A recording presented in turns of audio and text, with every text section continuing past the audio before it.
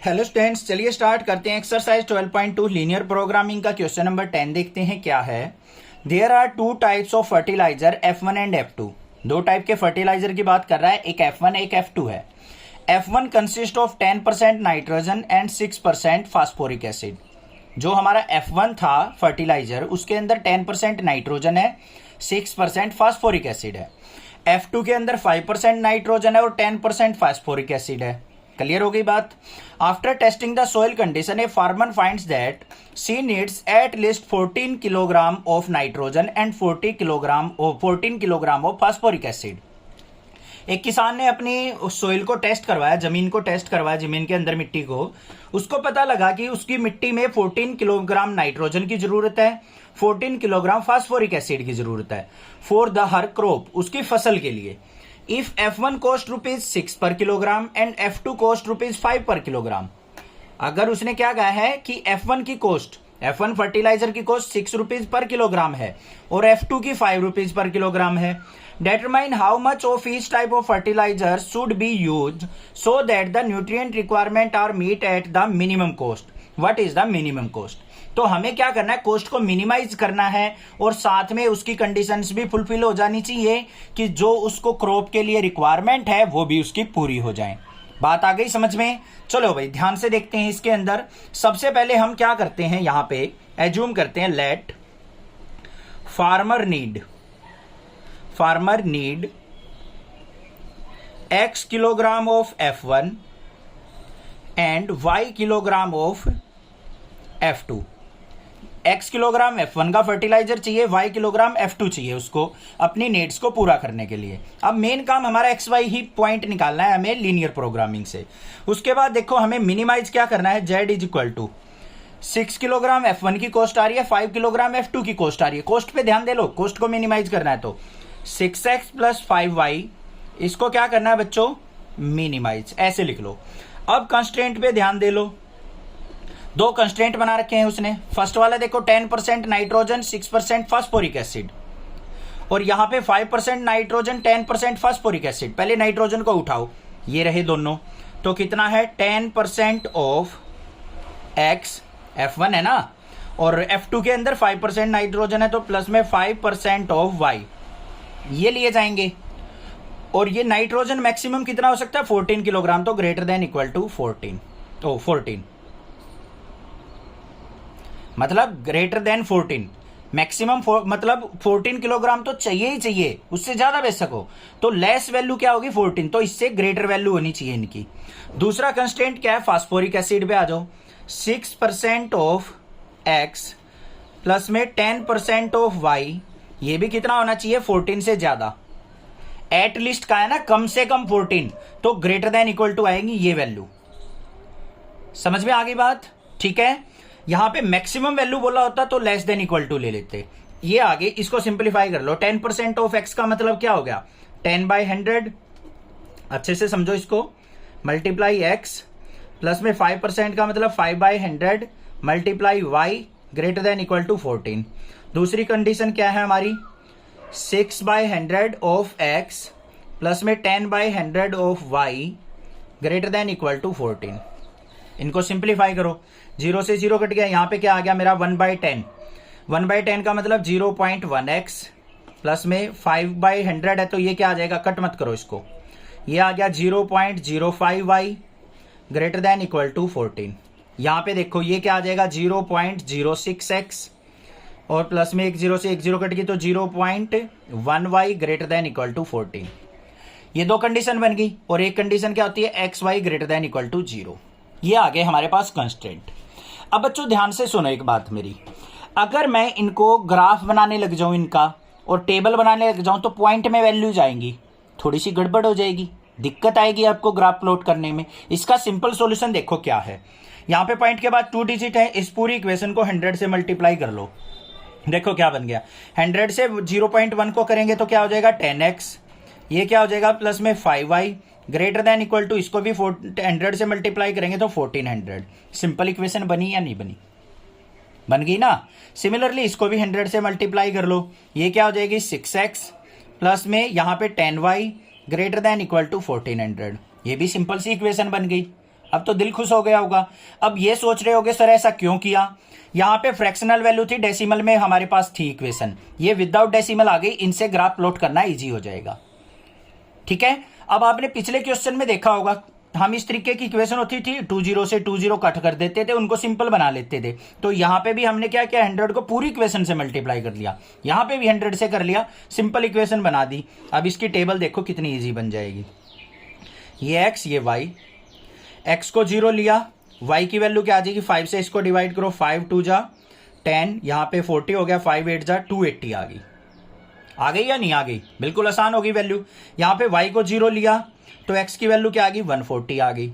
इस पे आ जाओ। अब ये और भी सिंपल हो सकती थी 5 से डिवाइड होके, बट यही बना लो आप। ये आ गई x और y, यहाँ पे देखो x की वैल्यू 0 पुट की, y की वैल्यू क्या आ गई 140, y की वैल्यू 0 पुट की, x की वैल्यू क्या आ जाएगी 6 से डिवाइड कर लो, 6 2 जा 12, 20 हो गया, 6 3 जा 18, फिर 20 हो गया, ये क्या आ जाएगी मेरे पास, ये तो भाई फ्रैक्शनल में आ रही है, 1400/6, मतलब ये आ गई 700/3। क्या आ गई ये 700/3। y को 0 पुट किया, 1400/6 हो गया, इसको कट किया तो ये क्या आ गया 700/3, ये वैल्यू आ गई हमारे पास। क्लियर होगी बात, कोई दिक्कत नहीं है। अब इनका पॉइंट ऑफ इंटरसेक्शन निकाल लेते हैं एक बार नेक्स्ट पेज पे। एक इक्वेशन ये थी हमारे पास 6x + 10y = 1400, एक इक्वेशन ये है। यहाँ पे y के कोफिशिएंट को इक्वल करेंगे तो 2 से मल्टीप्लाई कर लो, ये क्या हो जाएगा 20x प्लस में 10y = क्या हो जाएगा 2800। इनको माइनस करेंगे, माइनस माइनस माइनस, ये कट गया, 20 में से 6 गया माइनस का 14x = यहाँ पे माइनस का 1400 आ जाएगा, ये कट गया, 14 से कट करेंगे तो x = क्या आ गया बच्चों 100। x की वैल्यू 100 पुट करो तो 6 × 100 प्लस में 10y = 1400, तो 10y = क्या आ गया 1400 में से 600 गया 800, 0 से 0 कट गया, y = क्या आ गया 80। तो पॉइंट ऑफ इंटरसेक्शन भी मिल गया। अब क्या करना है, ग्राफ प्लॉट करना है हमें। ठीक है, जल्दी से करते हैं। ये हमने यहाँ पे स्केलिंग ले ली, ये x एक्सिस हो गई, ये y एक्सिस हो गई, 40 की स्केलिंग ले ली है क्योंकि 40 के ही मल्टीपल हैं ज्यादातर हमारे पास वैल्यूज। अब फर्स्ट वाले पे फोकस डालो बच्चों, यहाँ पे क्या है 0 और 280 है। कितना है, x की वैल्यू 0, y की वैल्यू 280, तो यहाँ पे y की वैल्यू 280 तक लेनी है हमें, ये ले लेते हैं हम 280, तो ये पॉइंट हो गया हमारा 280 का। उसके बाद दूसरा क्या है 140,0 है, तो x की वैल्यू 140 कहाँ पे आएगी 120 और इसके बीच में, ये पॉइंट आ गया। इन दोनों पॉइंट को क्या कर लेंगे हम, ज्वाइन कर लेंगे, तो हमारी फर्स्ट वाली इक्वेशन ये आ गई, फर्स्ट वाली की लाइन आ गई। दूसरे पे आ जाओ, इसके अंदर क्या है हमारा x की वैल्यू 0, y की वैल्यू 140, तो 140 यहाँ पे आएगा, ये आ गया। दूसरा क्या है 700/3 और 0, 700 को 3 से डिवाइड करो, 700 को अगर मैं 3 से डिवाइड करता हूं तो मेरे पास क्या आएगा, ये 3 2 जा 6, 10 हो गया, 3 3 जा 9, मतलब 240 के आसपास आएगा। तो ये क्या हो गया मेरे पास पॉइंट 240,0, तो ये 240 से थोड़ा सा लेस रहेगा, तो 240 से थोड़ा सा पीछे ले लेते हैं हम इस पॉइंट को। ठीक है भाई, ये आएगा मेरे पास, ये 10 हो गया था, फिर 233 पॉइंट समथिंग आएगा, तो ये 240 से थोड़ा सा कम हो गया। इन दोनों पॉइंट को भी आपस में ज्वाइन कर लेते हैं, हो गया। अब ये देखो हमारे क्या थे, ग्रेटर देन इक्वल टू थे, ग्रेटर देन इक्वल टू है, तो इसका मतलब क्या होगा, हमारा ग्राफ ऊपर की तरफ बनेगा, ऐसे जाएगा। अब इनका कॉमन रीजन क्या हो जाएगा, ऊपर की तरफ, ये वाला जो ऊपर वाली लाइन नजर आ रही है ना, वहीं से ऊपर ऊपर ले लो बस, ये हो गया। ये क्या हो गया अनबाउंडेड रीजन। इसके पॉइंट पता है हमें, ये क्या था 0,280, ये पॉइंट क्या था हमारा 240,0, सॉरी 240 नहीं था, ये हमारा 700/3,0 था, ये तो 240 तो अगला वाला पॉइंट था। और ये पॉइंट क्या था हमारा, ये 100,80, ये ए पॉइंट हो गया, ये बी पॉइंट हो गया, ये सी पॉइंट हो गया, तीनों पॉइंट मिल गए हमें।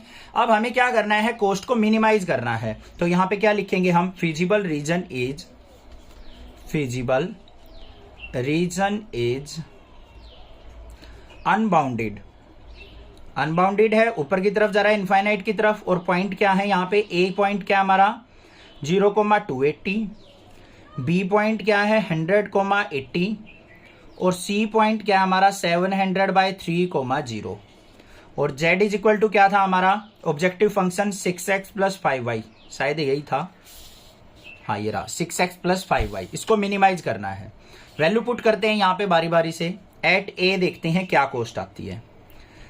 z is equal to 6 × 0 plus में 5 × 280, ये करेंगे तो कितना आ गया 280 की 5 से मल्टीप्लाई 1400 हो गई। एट बी देखते हैं z इज इक्वल टू क्या आएगा, ये वैल्यू पुट करेंगे 6 × 100 प्लस में 5 × 80, तो ये क्या आ गया मेरे पास 600 प्लस में 8 5 जा 40, 400 आ गया, ये आ गया मेरे पास 1000। एट डी देखते हैं सी देखते हैं z इज इक्वल टू क्या आ जाएगा 6 × 700/3 प्लस में 5 × 0, 3 2 जा 6, 700 2 जा क्या आ गया हमारे पास 1400। अब देखो कॉस्ट को मिनिमाइज करना है तो मिनिमम कॉस्ट ये आई है हमारी, ध्यान देना ये चीज मिनिमाइज, कहीं हर बार मैक्सिमाइज पे ध्यान दो, तो मिनिमाइज ये आई है, तो यहां पे क्या आ जाएगा हमारे पास minimum cost is 1000 at x equal to क्या आई है हमारी 100 पे एंड y इक्वल टू 80 पे। जब x की वैल्यू 100 y की वैल्यू 80 होगी तब हमारी कॉस्ट क्या होगी मिनिमाइज, और वो कितनी होगी 1000 होगी। समझ में आ गया। F1 जो है हमारा 100 किलोग्राम यूज करना है, F2 हमें 80 किलोग्राम यूज करना है फर्टिलाइजर, तभी हमारी कंडीशंस भी फुलफिल होंगी और कॉस्ट भी मिनिमाइज होगी। क्लियर बात, कोई दिक्कत नहीं होनी चाहिए। कोई भी प्रॉब्लम लगे आप मुझसे पूछ सकते हैं, अदरवाइज चैनल को सब्सक्राइब जरूर कर लीजिए, लाइक कीजिए और शेयर कीजिए। Thank you students for watching next classes video.